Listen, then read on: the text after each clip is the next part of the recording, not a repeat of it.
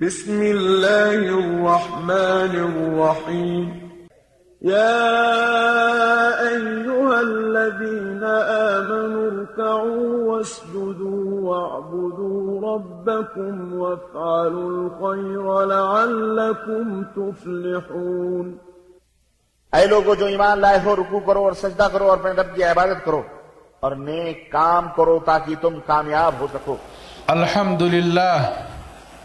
الحمد لله نحمده ونستعينه ونستغفره ونعوذ بالله من شرور أنفسنا ومن سيئات أعمالنا، من يهده الله فلا مضل له ومن يضلله فلا هادي له، وأشهد أن لا إله إلا الله وحده لا شريك له، وأشهد أن محمدًا عبده ورسوله، أما بعد فإن خير الحديث كتاب الله، وخير الهدي هدي محمد صلى الله عليه وسلم، وشر الأمور محدثاتها وكل محدثة بدعة وكل بدعة ضلالة وكل ضلالة في النار۔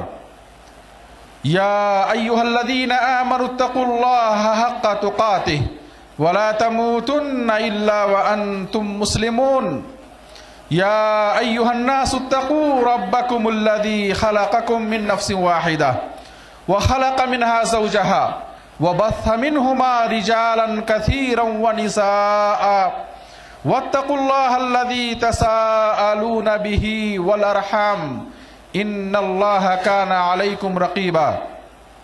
يا أيها الذين آمنوا اتقوا الله وقولوا قولا سديدا يصلح لكم أعمالكم ويغفر لكم ذنوبكم، ومن يطع الله ورسوله فقد فاز فوزا عظيما۔ وقال سبحانه وتعالى: يا أيها الذين آمنوا اركعوا واسجدوا واعبدوا ربكم وافعلوا الخير لعلكم تفلحون۔ وقال سبحانه وتعالى: ألم تر أن الله يسجد له من في السماوات ومن في الأرض والشمس والقمر والنجوم والجبال والشجر والدواب وكثير من الناس وكثير حق عليه العذاب ومن يهن الله فما له من مكرم۔ وقال سبحانه وتعالى: لا تسجدوا للشمس ولا للقمر واسجدوا لله الذي خلقهن إن كنتم إياه تعبدون۔ وقال النبي صلى الله عليه وسلم: أقرب ما يكون العبد من ربه وهو ساجد، رواه مسلم۔ رب اشرح لي صدري ويسر لي أمري واحلل عقدة من لساني يفقهوا قولي۔ برادران اسلام، حاضرین جمعہ، دینی و ملی بھائیوں، سجدہ ایک ایسی عبادت ہے جسے تمام مخلوقات، چاہے وہ انسان ہوں یا جنات ہوں، فرشتے ہوں، جانور ہوں، جاندار مخلوقات ہوں یا بے جان مخلوقات ہوں، یہ تمام مخلوقات اللہ کی بارگاہ میں سجدہ کرتی ہیں، اور ان ساری مخلوقات پر یہ واجب ہے کہ وہ اللہ کے لیے سجدہ کریں، اور جو بھی اس عبادت سے منہ موڑے گا، اعراض کرے گا، وہ اللہ کی بارگاہ میں ملعون ہوگا، اللہ کی رحمت سے دھتکار دیا جائے گا۔ میرے بھائیوں، آپ اچھی طرح جانتے ہیں، قرآن میں سورہ بقرہ، سورہ آراف پڑھیں، اللہ سبحانہ وتعالی نے ابلیس کے بارے میں بیان کیا کہ ابلیس نے ایک سجدے سے انکار کیا۔ وہ ابلیس جو فرشتوں کے ساتھ رہ کر اللہ کی عبادت میں مشغول رہا کرتا تھا، لیکن اس نے اللہ کے سجدے سے جب انکار کیا، اللہ نے اسے اپنے बारगाह से धुतकार दिया, अपनी रहमत से हमेशा के लिए महरूम कर दिया, जन्नत से हमेशा के लिए महरूम कर दिया और उसे ज़मीन पर भेज दिया, ज़मीन पर उतार दिया और हमेशा के लिए उसे जहन्नमी करार दिया। एक सजदे का इनकार किया, अल्लाह का अज़ाब उसके ऊपर आया। एक सजदे का इनकार किया, अल्लाह की रहमत से हमेशा के लिए महरूम हो गया। एक सजदे का इनकार किया, जन्नत से महरूम और हमेशा के लिए ज़लील और रुस्वा हो गया और जहन्नम उसका अबदी ठिकाना हो गया। इससे सजदे की अहमियत मालूम होती है। मेरे भाइयों, अल्लाह सुब्हानहु व तआला ने बनी इसराइल को हुक्म दिया कि तुम बैतुल मक़दिस जाओ, उस शहर में दाखिल हो। वइज़ क़ुलना उदख़ुलू हाज़िहिल क़रया वइज़ क़ुलना उदख़ुलू हाज़िहिल क़रया फ़कुलू मिन्हा हैथु शिअ्तुम रग़दा वदख़ुलुल बाबा सुज्जदा वक़ूलू हित्तह नग़फ़िर लकुम ख़तायाकुम वसनज़ीदुल मुहसिनीन।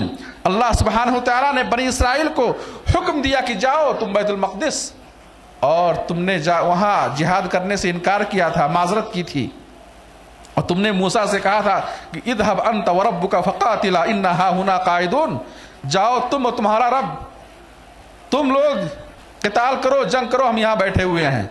लेकिन अल्लाह सुब्हानहु व तआला ने बैतुल मक़दिस फ़तेह होने के बाद बनी इसराइल को एक छूट दी, एक मोहलत दी, कहा जाओ हम तुम्हारी ख़ताओं को माफ़ करते हैं, जाओ बैतुल मक़दिस, वहाँ जा करके वहाँ की रोज़ियों से लुत्फ़अंदोज़ हो, वो सरसब्ज़ो शादाब इलाका, जाओ वहाँ से तुम वहाँ तुम खाओ पियो। वदख़ुलुल बाबा सुज्जदा, लेकिन जब तुम शहर के दरवाजे पे पहुँचो तो अल्लाह के लिए सजदा कर लो, सजदा कर लो अल्लाह के लिए। वक़ूलू हित्तह, और कहो हित्तह, ए अल्लाह हम तेरी माफ़ी चाहते हैं, ए अल्लाह हम तेरी माफ़ी चाहते हैं। उन्होंने सजदे से इनकार किया, सजदा करने के बजाय वो अल्लाह के हुक्म को ठुकराते हुए सुरीन के बल घिसटते हुए शहर में दाखिल हुए। अल्लाह ने माफ़ी मांगने के लिए कहा था, हित्ता कहने के लिए कहा था कि अल्लाह तुम्हारी गुनाहों को माफ़ फरमा, उन्होंने हित्ता के बजाय हिंता कहा। हिंता के माने होते हैं गंदम की बालियाँ, गंदम चाहिए, गंदम चाहिए, ये कहते हुए दाखिल हुए। मेरे भाइयों, अल्लाह सुब्हानहु व तआला ने उनके ऊपर क्या किया, आसमान से, आगे आयत में अल्लाह फरमाते हैं फ़अंज़लना अलैहिम रिजसम मिनस समा, हमने उनके ऊपर आसमान से आदाब भेजा। बहरकैफ मालूम यह हुआ कि सजदे का इनकार अल्लाह की रहमत से महरूमी, सजदे का इनकार अल्लाह के अज़ाब का बाइस है। मेरे भाइयों, आए देखें कि अल्लाह सुब्हानहु व तआला ने कुरान के अंदर और रसूल पाक सल्लल्लाहु अलैहि वसल्लम ने हदीस के अंदर सजदे के थमरात क्या बतलाए हैं, सजदे के फ़वाइद क्या बतलाए हैं, सजदे की फजीलतें क्या हैं। मेरे भाइयों, कुरान करीम में अल्लाह सुब्हानहु व तआला ने मुख्तलिफ आयतों में हम बंदों को इस बात का हुक्म दिया है कि हम सजदा करें। क्या करें?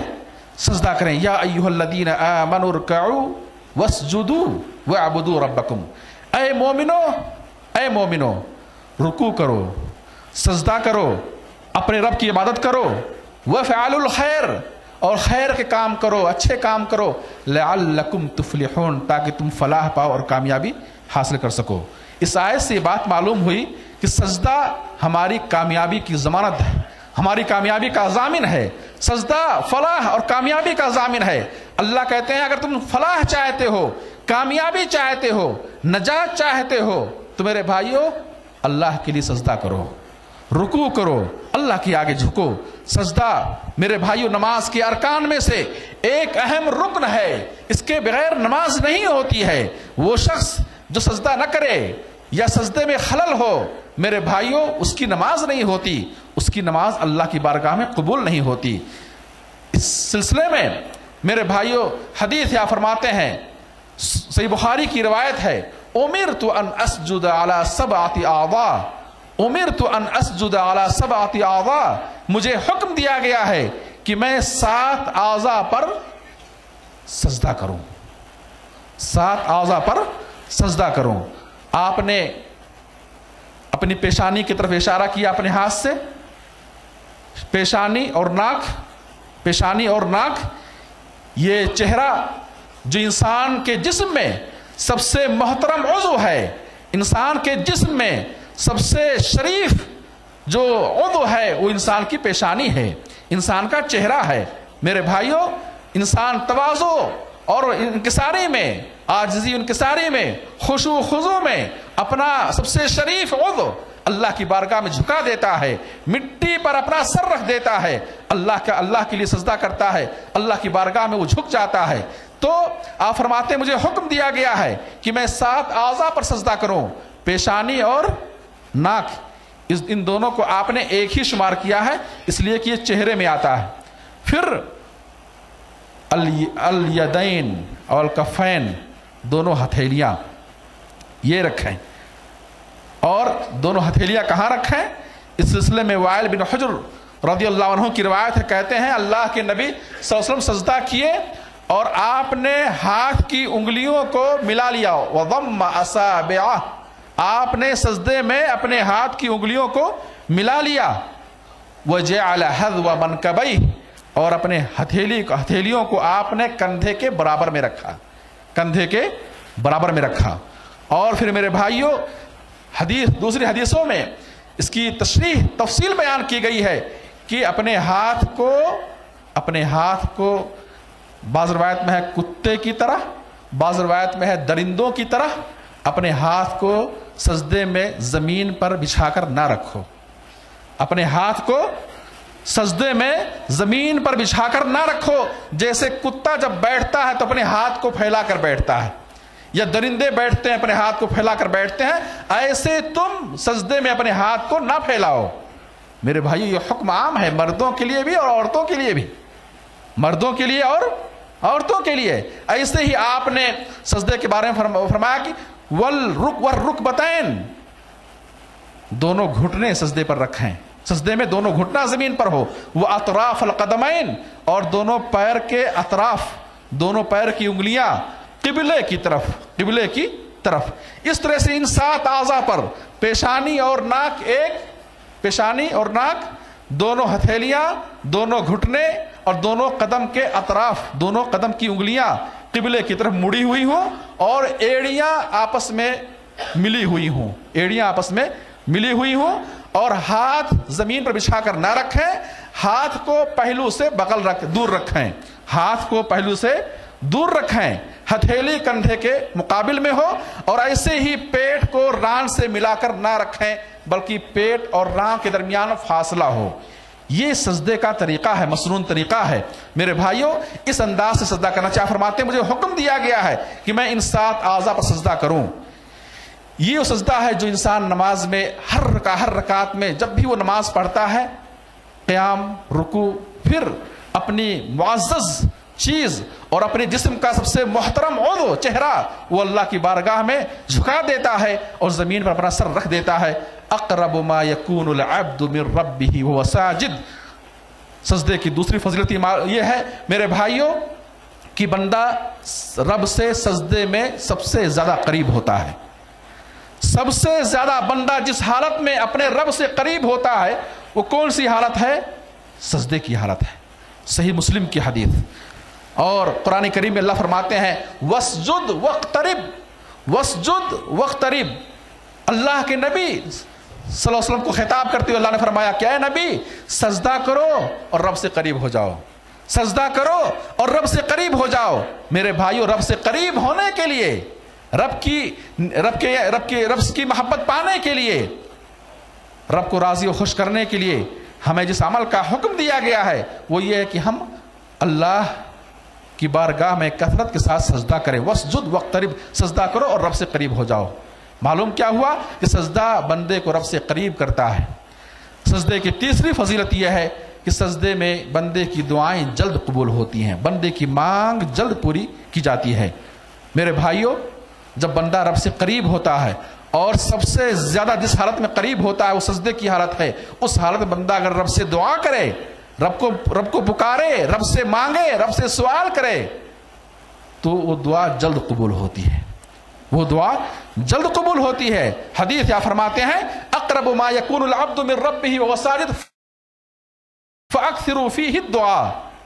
بندہ اپنے رب سے سجدے میں سب سے زیادہ قریب ہوتا ہے، لہذا سجدے میں خوب دعائیں کرو، سجدے میں خوب دعائیں کرو۔ ایسے ہی صحیح مسلم کی ایک حدیث صحابی رسول عبداللہ بن عباس رضی اللہ عنہما سے مروی ہے، کہتے ہیں اللہ کے نبی صلی اللہ علیہ وسلم کی ایک لمبی حدیث، اس میں فرماتے ہیں کہ آپ نے فرمایا فَأَمَّا الرُّكُوعُ فَعَظِّمُوا فِيهِ الرَّبَّ وَأَمَّا السُّجُودُ فَاجْتَهِدُوا فِيهِ فِي الدُّعَاءِ فَقَمِنٌ أَن يُسْتَجَابَ لَكُمْ رواہ مسلم۔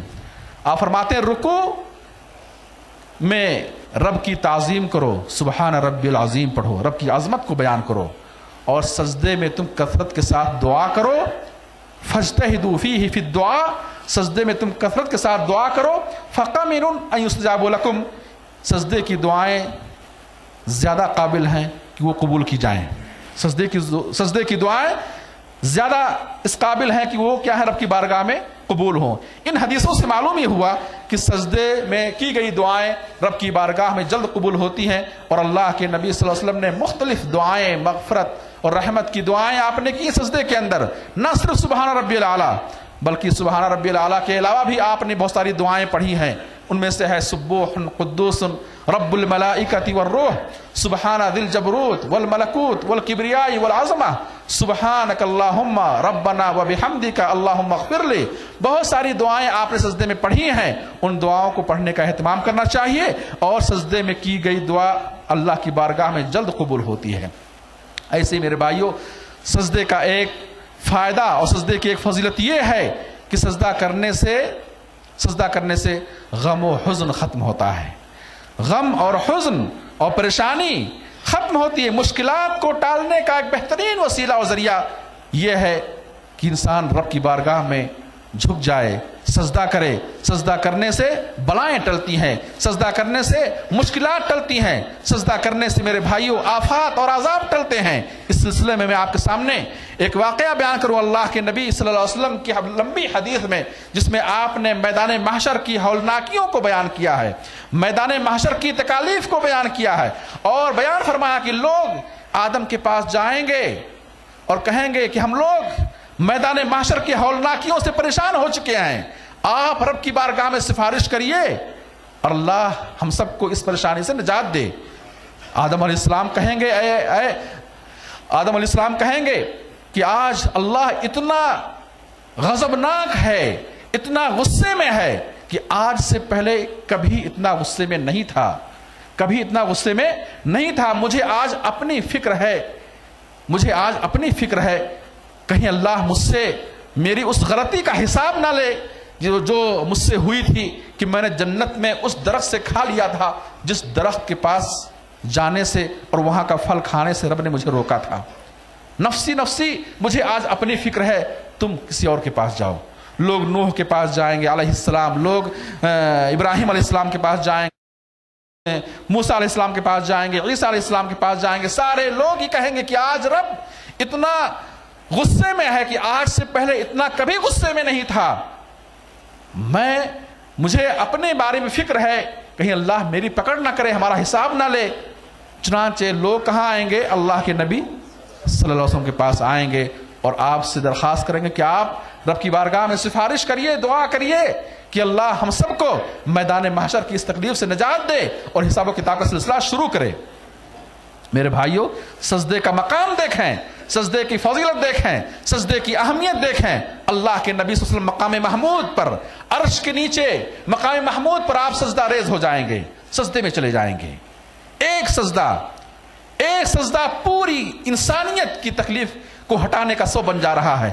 آپ سجدے میں چلے جائیں گے عرش کے نیچے اور اللہ کی تعریف بیان کریں گے، اللہ کی تعریف کریں گے، سجدے میں اللہ کی تعریف کریں گے۔ آج لوگ سوچتے ہیں کہ سبحان ربی الاعلیٰ پڑھیں گے تو اس میں کون سی دعا ہے؟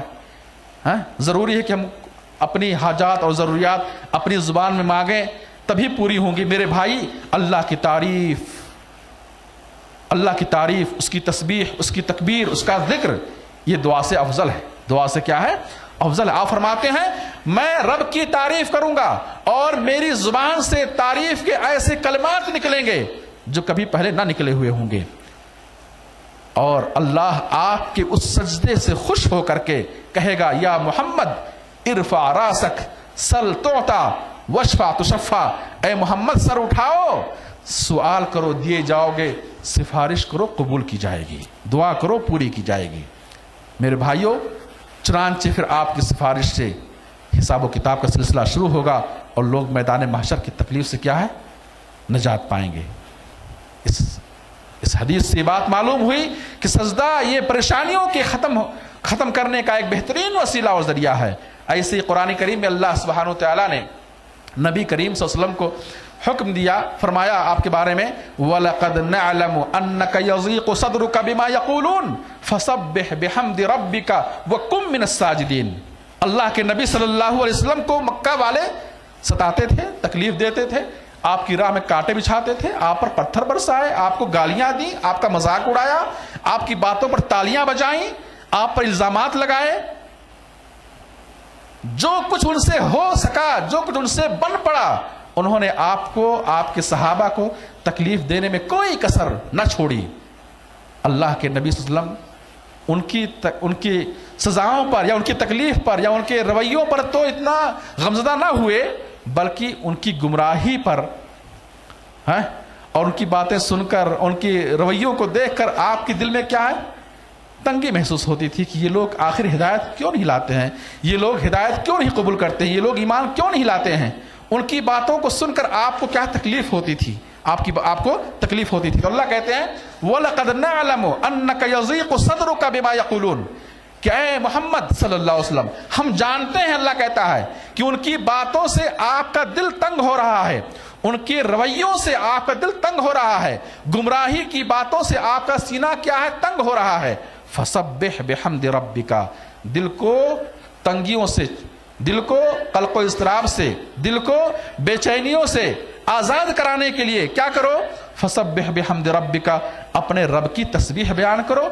रब की तारीफ करो, वकुम मिनस साजिदीन, और सजदा करने वालों में से हो जाओ। अल्लाह ने इस आयत में अल्लाह के नबी सल्लल्लाहु अलैहि वसल्लम को क्या हुक्म दिया, सजदा करो, तुम्हारी परेशानी दूर हो जाएगी, सजदा करो, तुम्हारा सीना तंगियों से आज़ाद हो जाएगा, तुम्हारा दिल तंगियों से, कल्को इस्तराब से, बेचैनियों से क्या है, छुटकारा पा जाएगा, आज़ाद हो जाएगा। ये सजदे का फ़ायदा है। ऐसे मेरे भाइयों, सजदे के फ़वायद में से एक फ़ायदा ये है कि सजदा करने से बंदा इज़्ज़त पाता है, उसका मकाम बुलंद होता है, उसका मकाम बुलंद होता है, उसका गुनाह माफ़ होता है, और इसी तरीके से उसके सवाब में इजाफा होता है। सही मुस्लिम की हदीस आप फरमाते हैं, आपने सहाबी से फरमाया, अलैका बिकसरतिस सुजूद, अलैका बिकसरतिस सुजूद, क्या मेरे सहाबी तू कसरत से सजदा किया कर, फ़इन्नका लन तस्जुदा लिल्लाहि सजदा इल्ला रफ़अका अल्लाहु बिहा दरजा व हत्ता अनका बिहा खतिया, क्या मेरे सहाबी तुम कसरत से सजदा करो, तुम जो भी सजदा अल्लाह के लिए करोगे, अल्लाह तुम्हारे हर सजदे के बदले में तुम्हारा एक मकाम बुलंद करेगा, तुम्हारा जन्नत में मकाम बुलंद करेगा और तुम्हारी खताओं को माफ़ फरमाएगा। मालूम क्या हुआ, सजदे का एक फ़ायदा यह है कि सजदा करने से मकाम बुलंद होता है, सजदा करने से खताएं माफ़ होती हैं, गुनाह माफ़ होते हैं, गुनाहों के लिए कफ़ारा है, सजदा करने से इंसान की नेकियों में इजाफा होता है, अज्र मिलता है, सवाब मिलता है, जैसा कि दूसरी हदीस में इसकी वजाहत मौजूद है।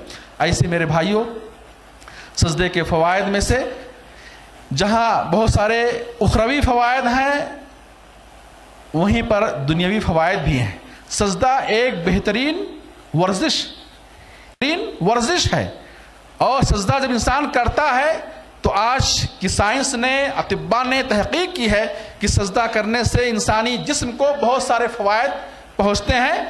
खून का दौरान तेज़ होता है, मुनासिब होता है, दिमाग तक खून का दौरान सही तरीके से पहुँचता है, और इसी तरीके से इंसान का गम और हुज़्न, क़ल्क़ो इज़्तिराब और बेचैनी ख़त्म होती है।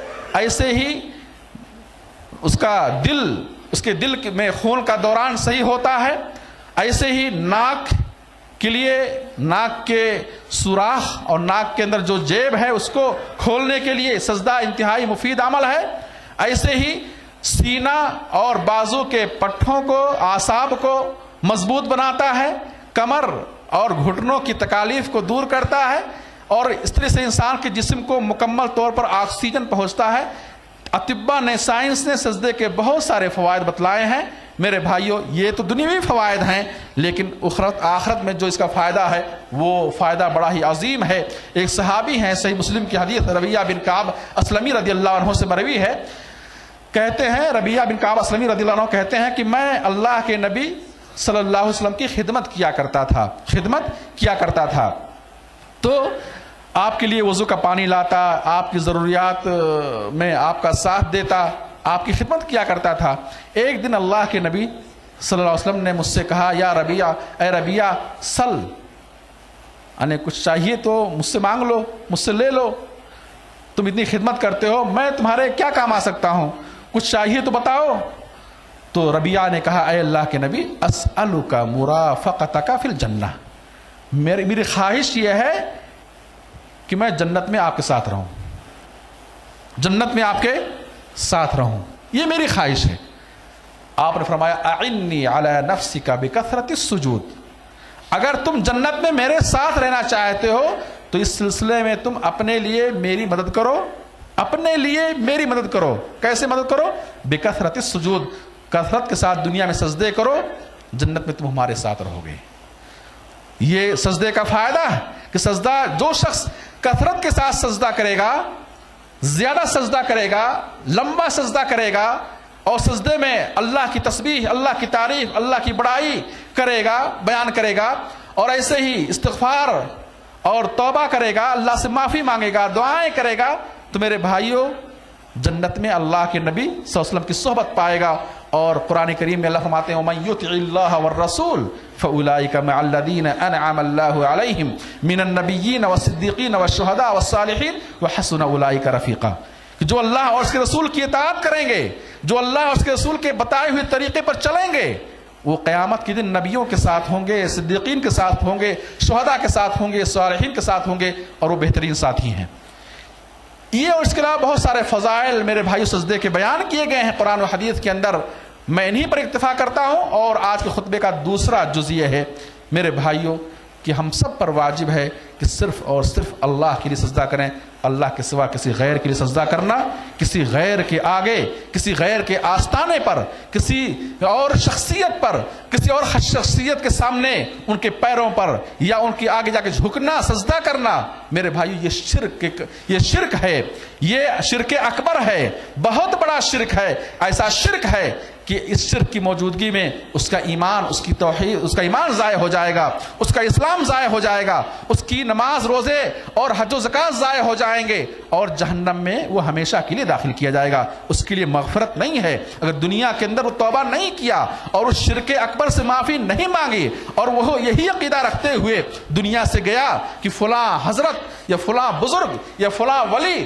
یا فلاں نبی اس قابل ہیں کہ ان کے آگے جھکا جائے، ان کے لیے سجدہ کیا جائے، فلاں درگاہ، فلاں آستانہ، فلاں جگہ یہ اس قابل ہے کہ جا کر وہاں سجدے کیا جائے، اگر وہ یہ عقیدہ رکھتے ہوئے دنیا سے رخصت ہوا تو ہمیشہ کے لیے جہنم میں ہوگا۔ اس لیے کہ سجدہ غیر اللہ کے لیے کرنا شرک اکبر ہے، اور شرک اکبر کا مرتکب میرے بھائیوں ہمیشہ کے لیے جہنم میں ہوگا، جنت اس کے لیے حرام ہے، جنت اس کے لیے حرام ہے۔ اس سلسلے میں آئیں دیکھیں قرآن کریم میں اللہ سبحانہ وتعالیٰ نے مختلف آیتوں میں ہم بندوں کو اس بات کا حکم دیا کہ ہم غیر اللہ کے لیے سجدہ نہ کریں۔ لا تسجدوا للشمس ولا للقمر واسجدوا للہ الذی خلقہن، اللہ فرماتے ہیں کہ نہ تم سورج کے آگے جھکو، نہ چاند کے آگے جھکو اس ہستی کے آگے جو ان سب کا خالق ہے، جو ان سب کا خالق، سورج ہو، چاند ہو، پانی ہو، پتھر ہو، انسان ہو، کوئی بھی ہستی ہو، کسی کے آگے جھکنا، سجدہ کرنا جائز نہیں ہے۔ جو ان سب کا خالق ہے، جو ان سب کا مالک ہے، جو ان سب کا رازق ہے، میرے بھائی وہ ہستی اس بات کا حقدار ہے کہ اس کے آگے جھکا جائے، اس کے لیے سجدہ کیا جائے۔ اس سلسلے میں میں ایک حدیث بیان کرتا ہوں صحیح ابو داؤد کے اندر، صحیح سنن ابی داؤد، جس کو علامہ البانی رحمہ اللہ نے سنن ابی داؤد میں مذکور صحیح احادیث کو ایک جگہ جمع کیا، اس کا نام رکھا صحیح سنن ابی داؤد، اور ضعیف احادیث کو ایک جگہ الگ کیا، اس کا نام رکھا ضعیف سنن ابی داؤد۔ بہرکیف صحابی رسول قیس بن سعد رضی اللہ عنہ سے مروی ہے، اس حدیث کو بہت ہی غور سے سنیں، اور اس قسم کے واقعے اور بھی صحابہ کرام سے ثابت ہیں، لیکن میں ایک واقعے کو بیان کرنے پر اکتفا کرتا ہوں۔ قیس بن سعد رضی اللہ عنہ کہتے ہیں کہ میں یمن آیا. یمن میں ایک جگہ حیرہ نام کا، حیرہ یمن میں ایک جگہ ہے، ایک شہر کا نام حیرہ ہے. کہتے ہیں کہ میں حیرہ آیا اور حیرہ میں نے لوگوں کو دیکھا کہ وہ اپنے حاکم کے آگے سجدہ کرتے ہیں، اپنے حاکم کے آگے سجدہ کرتے ہیں. تو میرے دل میں خیال آیا کہ اللہ کے نبی صلی اللہ علیہ وسلم تو تمام اولاد آدم کے سردار ہیں، یہ بادشاہ یمن کا یہ حاکم تو ایک مخصوص خطے کا حاکم ہے، مخصوص لوگوں پر اس کی حکومت ہے، مخصوص لوگوں کا سردار ہے.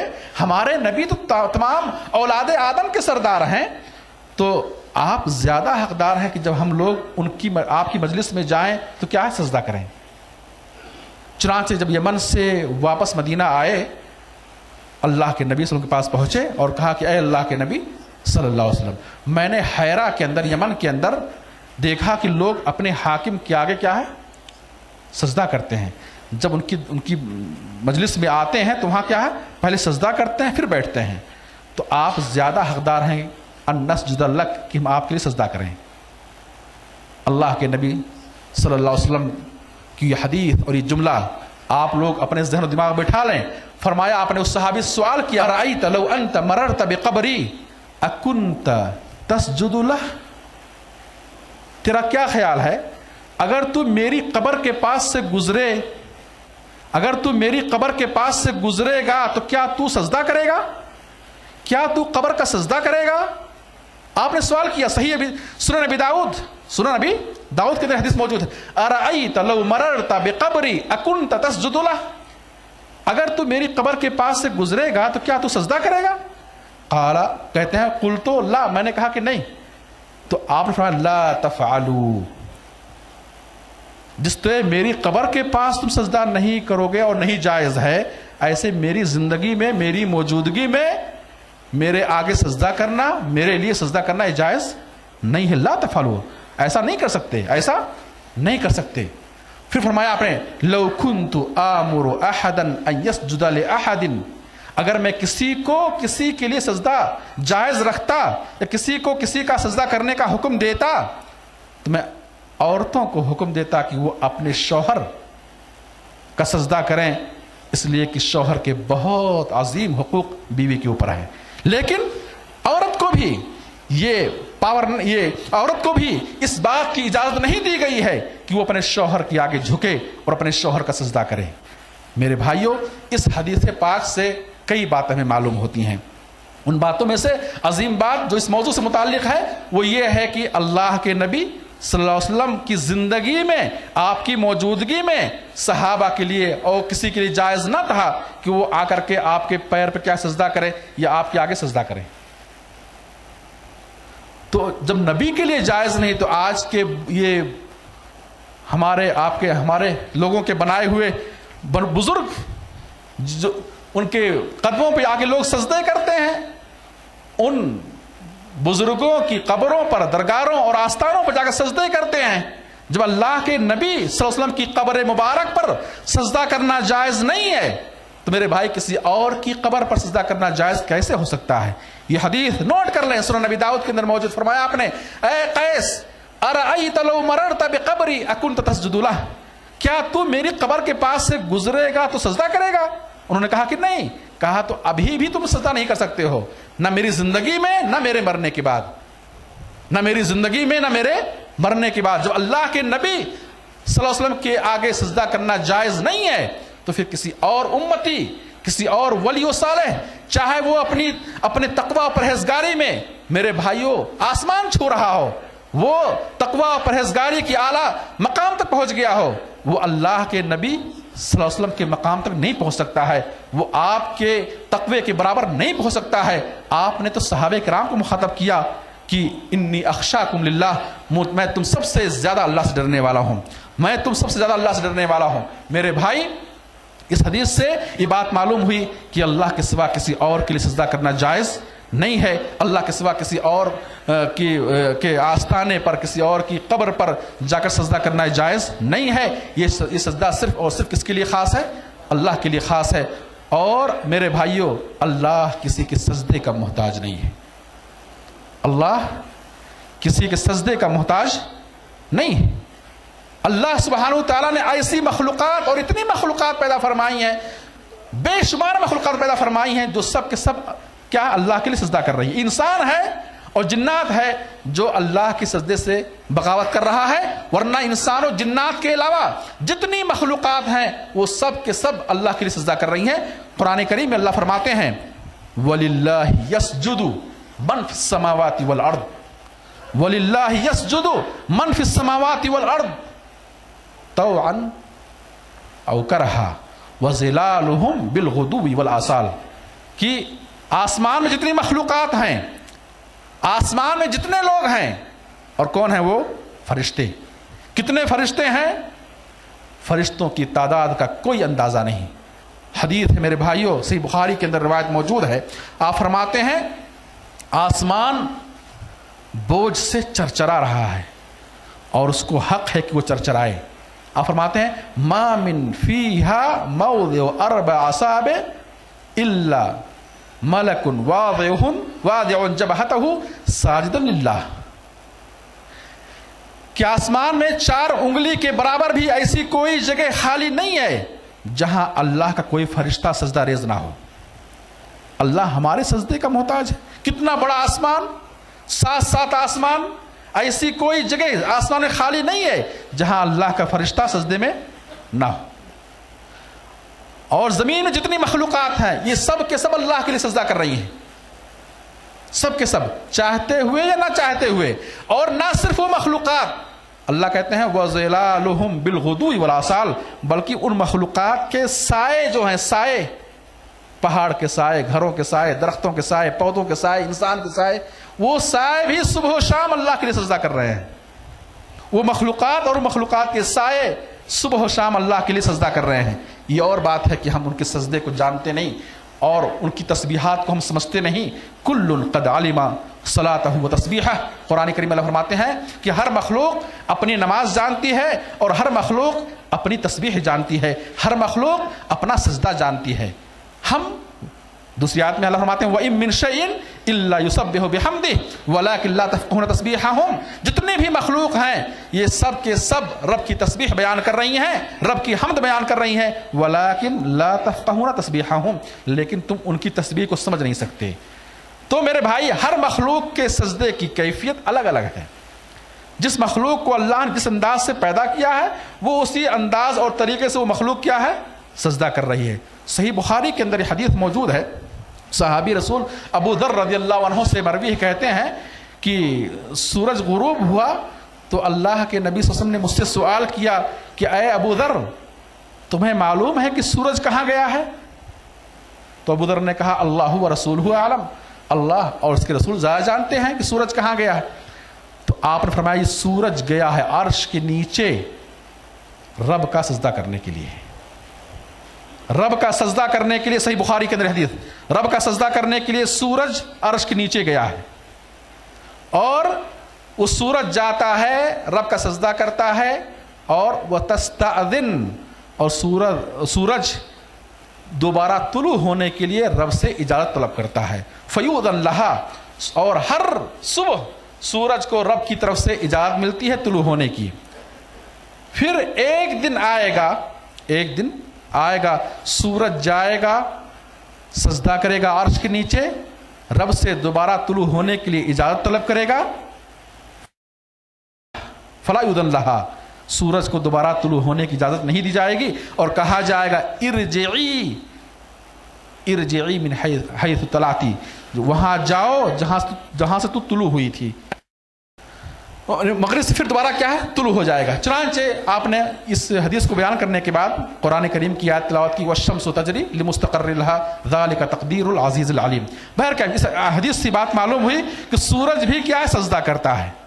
اور دوسری آیت ہے اللہ فرماتے ہیں الم تر ان اللہ یسجد له من فی السماوات ومن فی الارض والشمس والقمر والنجوم والجبال والشجر والدواب وکثیر من الناس وکثیر حق علیہ العذاب، کہ کیا تم نے دیکھا نہیں، کیا تمہیں پتا نہیں ہے کہ سورج، چاند، پہاڑ، ستارے، پہاڑ، اور اسی طریقے سے درخت اور والدواب کیڑے مکوڑے جانور چلنے والے جانور اور بہت سارے انسان اور جنات یہ رب کے لیے سجدہ کر رہے ہیں. وَكَثِيرٌ حَقَّ عَلَيْهِ الْعَذَابُ اور بہت سارے انسان ایسے ہیں جو سجدے کا انکار کر رہے ہیں, رب کے لیے سجدہ نہیں کر رہے ہیں, غیر اللہ کے لیے سجدہ کر رہے ہیں. حق علیہ العذاب ان پر اللہ کا عذاب ثابت ہو چکا ہے, ان پر اللہ کا عذاب ثابت ہو چکا ہے. میرے بھائیو ان آیات سے اور حدیث سے بات معلوم ہوئی کہ سجدہ غیر اللہ کے لیے جائز نہیں ہے اور اللہ ہمارے سجدے کا محتاج نہیں ہے, بلکہ ہم اللہ کی رحمت کے محتاج ہیں. ہم اس بات کے محتاج ہیں کہ اللہ کے لیے سجدہ کریں, ہم اس بات کے محتاج ہیں کہ اللہ کے لیے سجدہ کریں. میرے بھائیو سجدہ کی فضیلت اس بات سے بھی معلوم ہوتی ہے کہ قیامت کے دن جب جہنمیوں کو جہنم سے نکالا جائے گا, بعض جہنمیوں کو, صحیح بخاری کی حدیث آپ فرماتے ہیں کہ جب اللہ بعض جہنمیوں پر رحم کرنا چاہے گا تو فرشتوں کو حکم دے گا کہ جاؤ اور جس نے بھی دنیا کے اندر میرے لیے سجدہ کیا ہے اس کو نکال لاؤ. تو چنانچہ تمام موحدین جو دنیا میں اللہ کی بارگاہ میں سجدہ کیے تھے انہیں جہنم سے نکالا جائے گا. اور سجدے کی فضیلت دیکھیں میرے بھائیوں کہ جہنم ان کے جسم کو جلا چکی ہوگی سوائے ان اعضاء کے جو اعضاء سجدے میں تھے, جو اعضاء سجدے میں تھے. حدیث آپ فرماتے ان اللہ حرم علی النار, اللہ نے جہنم پر حرام قرار دیا ہے ان تأکل من آثار السجود کہ اس سجدوں کے نشانات جو اعضاء سجدے میں ہوتے تھے ان اعضاء کو جلائے. اللہ نے جہنم پر اس چیز کو حرام قرار دیا ہے. اس سے سجدے کی فضیلت معلوم ہوتی ہے کہ اعضاء سجود جہنم میں کیا ہے, نہیں جلیں گے.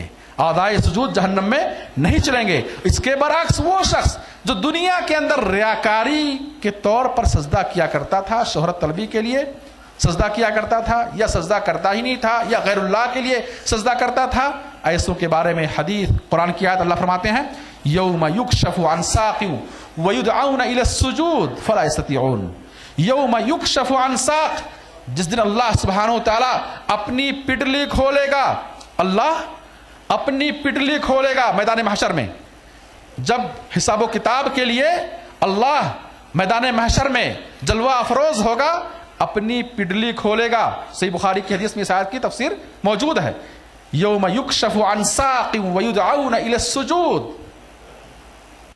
حدیث سارے مومن مرد اور عورت اللہ کی بارگاہ میں سجدے میں چلے جائیں گے, سجدے میں چلے جائیں گے.